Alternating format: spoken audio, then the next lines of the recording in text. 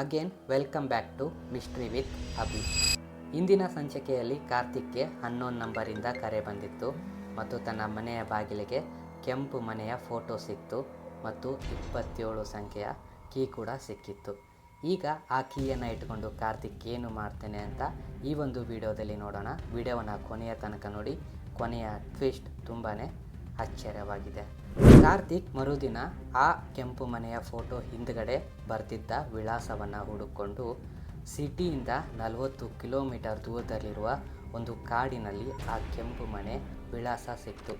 ಕಾರ್ತಿಕ್ ಅಲ್ಲಿಗೆ ಹೋಗ್ತಾನೆ.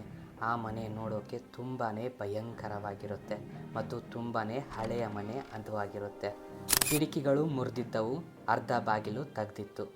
ಕಾರ್ತಿಕ್ ಕೈಯಲ್ಲಿದ್ದ 27 ಸಂಖ್ಯೆಯ ಕೀ ಆ ಮನೆಯ ಬಾಗಿಲನ್ನು ಓಪನ್ ಮಾಡ್ತು.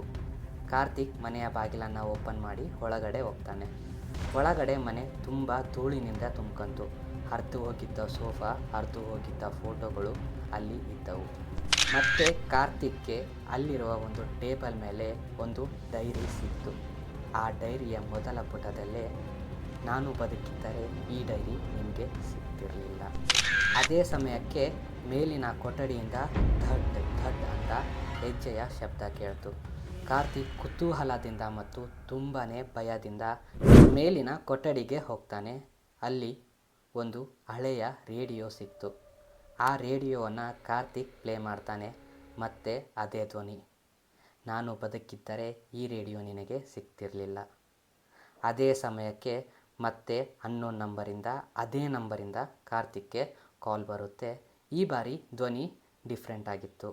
ನನ್ನನ್ನು ಹುಡುಕಿದ್ದಕ್ಕೆ ಧನ್ಯವಾದಗಳು ಅಂತ ಶಾಂತವಾಗಿ ಆ ಮಹಿಳೆ ಕಾರ್ತಿಕ್ಗೆ ಹೇಳ್ತಾಳೆ. ಅದೇ ಸಮಯಕ್ಕೆ ಆ ಮನೆಯ ಹೊರಗಡೆ ಪೊಲೀಸ್ ಸೈರನ್ ಕೇಳುತ್ತೆ. ಪೊಲೀಸರು ಕೂಡ ಅಲ್ಲಿಗೆ ಬರ್ತಾರೆ. ಪೊಲೀಸರು ಅಲ್ಲಿಗೆ ಬಂದು ಇನ್ವೆಸ್ಟಿಗೇಟ್ ಮಾಡೋಕ್ಕೆ ಸ್ಟಾರ್ಟ್ ಮಾಡ್ತಾರೆ. ಮನೆಯ ಹಿಂದುಗಡೆ ಹಿತ್ತಲಿನಲ್ಲಿ ಒಂದು ಅಸ್ಥಿಪಂಜರ ಸಿಗುತ್ತೆ.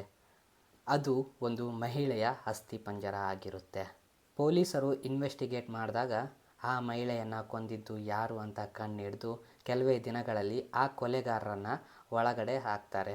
ಕಾರ್ತಿಕ್ ಸ್ವಲ್ಪ ದಿನ ಆದ ನಂತರ ತನ್ನ ಸಾಮಾನ್ಯ ಜೀವನಕ್ಕೆ ಮರಳ್ತಾನೆ.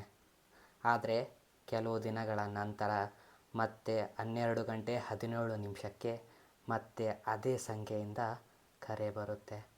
ಈ ಬಾರಿ ಕಾರ್ತಿಕ್ ತುಂಬ ಅಂದರೆ ತುಂಬಾ ಭಯದಿಂದ ಮತ್ತೆ ಆ ಕಾಲನ್ನು ಎತ್ತುತ್ತಾನೆ. ಈ ಬಾರಿ ಅದು ಹೇಳುತ್ತೆ, ನೀನು ಒಂದು ರಹಸ್ಯವನ್ನು ಬಯಲು ಮಾಡಿದ್ದೀಯ, ಈಗ ಮತ್ತೊಂದು ರಹಸ್ಯ ನಿನ್ನನ್ನು ಹುಡುಕುತ್ತಾ ಬಂದಿದೆ ಅಂತ.